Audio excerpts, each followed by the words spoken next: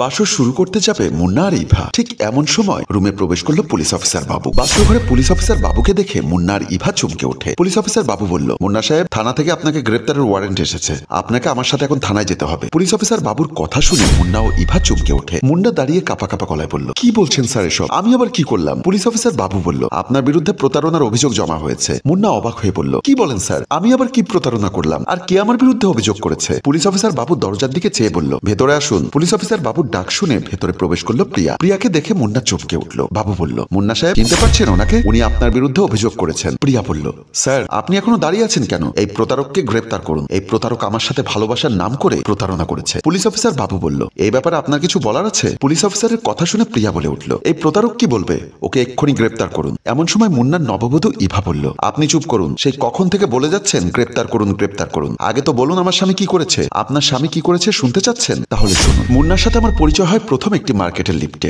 আমি লিফটের সামনে দাঁড়িয়েছিলাম। হঠাৎ দেখলাম মুন্না দৌড়ে লিফটে উঠতে চাইল, কিন্তু মুন্না বারবার লিফটের বাটন দিচ্ছিল। আমি বুঝতে পেরেছিলাম মুন্নার খুব তাড়া ছিল। আমি বললাম, হাই, আমি প্রিয়া। হ্যালো, আমি মুন্না। কয়তলায় যাবেন? 7th floor. আমি একটা হাসি দিয়ে বললাম, ও আচ্ছা, তাহলে আমিও সেখানেই যাচ্ছি। ও আচ্ছা, আপনি কি উত্তম স্যারের সাথে দেখা করতে যাচ্ছেন? আমি মুন্নাকে হাস্যযোগ সম্বোধন জানালাম। এরপর আমরা লিফটে উঠে গেলাম। আমরা কথা বলতে বলতে 7th ফ্লোরে চলে আসলাম। লিফটের দরজা ওপেন হলো। আমি আর মুন্না লিফট থেকে একসাথে নেমে উত্তম স্যারের অফিসে প্রবেশ করলাম। উত্তম স্যারের অফিসেই আমাদের প্রথম দেখা হয়। আর সেই প্রথম দেখা থেকে আমাদের ঘনিষ্ঠতা। আর একটা সময় আমরা গভীর রিলেশনে জড়িয়ে পড়ি। একদিন বিকেলে আমি আর মুন্না গ্রিল ধরে দাঁড়িয়ে আছি। এমন সময় মুন্না আমার হাত ধরে বলল, এমন করে সারাটা জীবন পাশে থাকতে দিবে তো? কথা দাও কখনো ছেড়ে যাবে না। আমি মুন্নার মুখে এমন কথা শুনে নিজেকে খুবই ভাগ্যবতী মনে করেছিলাম। আমি মুন্নার কপালে একটা চুমু দিয়ে বললাম, আমি আল্লাহর কাছে সবসময় এই দোয়া করি, আল্লাহ যেন কখনো আমাকে তোমার কাছ থেকে আলাদা না করেন। মুন্না একটা হাসি দিয়ে বলল, আচ্ছা, তোমার আর আমার পরিচয় যদি আরো 5 বছর আগে হতো, তাহলে আজ আমাদের 2 বছরের একটা বাচ্চা থাকতো, তাই না? মুন্নার মুখে এমন কথা শুনে আমি লজ্জা মাখা কণ্ঠে বললাম,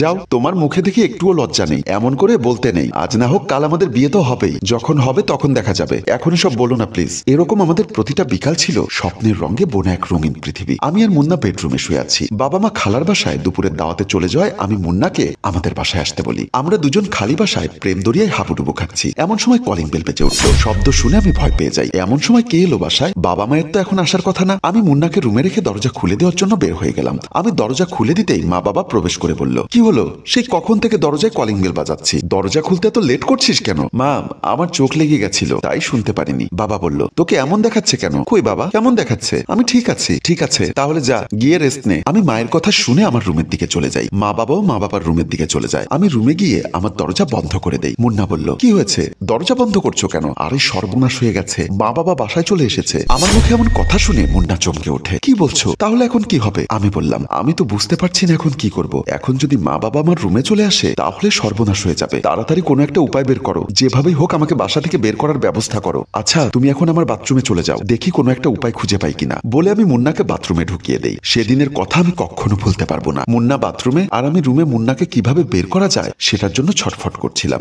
মুন্নাকে বাথরুমে রেখে আমি আস্তে আস্তে রুম থেকে বের হয়ে গেলাম। আমি বাবা মায়ের বেডরুমে গিয়ে দেখলাম বাবা শুয়ে আছেন আর মা কাপড় চেঞ্জ করছে। আমাকে দেখে মা বলল, কিরে, দুপুরে কিছু খেয়েছিস? আমি বললাম, হ্যাঁ মা, খেয়েছি। বাবা বলল, কিরে মা, কিছু বলবি? আমি মাথা নাড়িয়ে না করলাম। এমন সময় বাবা মাকে বলল, শুনেছো, একটু চা করে দাও না, মাথায় প্রচন্ড ব্যথা করছে। বাবার কথা শুনে আমার মাথায় একটা বুদ্ধি খেলে গেল। আমি মাকে জড়িয়ে ধরে বললাম, মা, আমার খুব মাথা ধরেছে, প্লিজ একটু চা করে দাও না, তোমার হাতে চা খেতে খুব মন যাচ্ছে। মা বলল, আচ্ছা ঠিক আছে, তুই রুমে যা, আমি তোর জন্য চা করে নিয়ে আসছি। মা চা করতে রান্নাঘরের দিকে চলে গেল। আমি আর এখানে না দাঁড়িয়ে থেকে এক দৌড়ে আমার রুমে চলে যাই। আমি বাথরুমের দরজা খুলে মুন্নাকে বাইরে আসতে বলি, কিন্তু নাছোড়বান্দা মুন্না আমার হাত ধরে টান দিয়ে বাথরুমের ভেতরে আমাকে ঢুকিয়ে ফেলে। আমি বললাম, আরে এ কি করছো তুমি? তাড়াতাড়ি বের হও, এখনই বের হওয়ার সুযোগ। মুন্না আমাকে জড়িয়ে ধরে বলল, না, বেরোবো না। আমি বললাম, দেখো মুন্না, এখন বাচ্চামি করার সময় না, বাবা মা যদি জানতে পারে সর্বনাশ হয়ে যাবে। মুন্না আমার কপালে একটা চুমু দিয়ে বলল, প্রিয়া, আমি কি তোমাকে বিশ্বাস করতে পারি? আমি মুন্নার এমন কথা শুনে কোনো উত্তর দিতে পারলাম না, কারণ আমার নিজের উপর বিশ্বাস ছিল যে আর যাই করি না কেন জীবনে মুন্নাকে কখনো ছেড়ে যাব না কোথাও। আমি মুন্নার চোখের দিকে চেয়ে বললাম, তুমি আমাকে চোখ বন্ধ করে বিশ্বাস করতে পারো, যতটা ভরসা আমি তোমাকে করি তার থেকেও বিশ্বাস রেখো আমার প্রতি। মুন্না বলল, ঠিক আছে লক্ষ্মীটি, আগামীকাল দেখা হচ্ছে,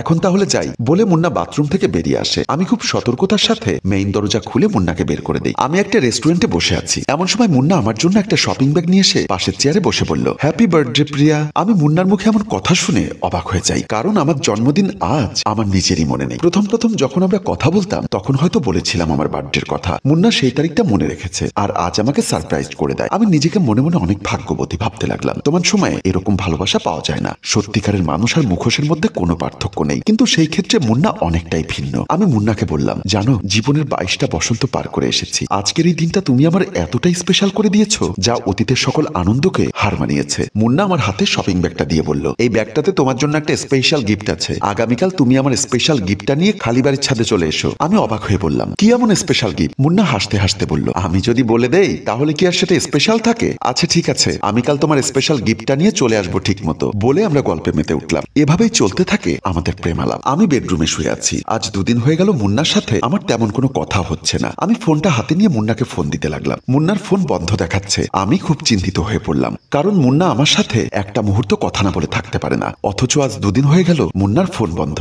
কোনো সমস্যা হয়েছে কিনা ভাবতে লাগলাম। আমি বারবার মুন্নার নাম্বারে ফোন করে যাচ্ছি, কিন্তু মুন্নার ফোন বন্ধ আসছে। এরপর এভাবে 1 দিন 2 দিন 3 দিন আমি মুন্নার কোনো খোঁজ খবর পাইনি। এরপর আমি মুন্নার বন্ধুর কাছ থেকে জানতে পারি মুন্না বিয়ে করেছে। এবার বুঝতে পেরেছেন আপনার স্বামী কত বড় প্রতারণা করেছে আমার সাথে? প্রিয়ার মুখে এমন কথা শুনে ইভা মুন্নার গালে ঠাস করে একটা থাপ্পড় বসিয়ে দিয়ে বলল, আমি তোকে চিনতে ভুল করে ফেলেছি। যে তার এত বছরের ভালোবাসাকে ভুলে যেতে পারে তার সাথে কেউ নিরাপদ নয়। আমি সবার আগে আল্লাহকে অসংখ্য ধন্যবাদ জানাই যে আল্লাহ ঠিক সময় তোমার আসল রূপটা আমার কাছে প্রকাশ করে দিয়েছে। ইভা প্রিয়ার হাত ধরে বলল, অসংখ্য ধন্যবাদ বোন, তুমি সময়ের শ্রেষ্ঠ কাজটাই করেছো। তার চেয়ে বড় কথা, তুমি আমার জীবন বাঁচিয়েছো। আমি চলে গেলে তুমি তোমার ভালোবাসার পাওনা বুঝে নাও। বলে যখন ইভা চলে যেতে চাইলো, প্রিয়া বলল, দাঁড়াও বোন, তোমার সাথে আমার অনেক বছরের ভালোবাসা ছিল, কিন্তু তার প্রতি আমার কোনো অধিকার ছিল না। আর আজ সে তোমার স্বামী, তার প্রতি তোমার যে অধিকারটুকু আছে সেই অধিকারটুকু আমার নেই। আমি শুধু তোমাকে বুঝিয়ে দিতে এসেছি এই পৃথিবীতে ভালোবাসার মূল্য শুধু চোখের পানি দিয়ে দিতে হয়। আমি তোমার স্বামীকে তোমার কাছ থেকে কেড়ে নিতে আসিনি। আমি চলে গেলাম, ভালো থেকো তোমরা। বলেই প্রিয়া পুলিশ অফিসার বাবুকে নিয়ে রুম থেকে বের হয়ে গেল। সম্মানিত ভিউয়ার্স, ভালোবাসা সত্যিই সুন্দর। যদি ভালোবাসার মতো ভালোবাসতে পারেন তাহলে ভালোবেসে হাত ধরুন প্রিয় মানুষটির। আর যদি ভালোবাসতে না পারেন তাহলে মিথ্যা ভালোবাসার অভিনয় করে কারো জীবন নষ্ট করার অধিকার আপনার নেই। গল্পটির রচনায় মোশাররফ হোসেন মৃদু, পরিচালনায়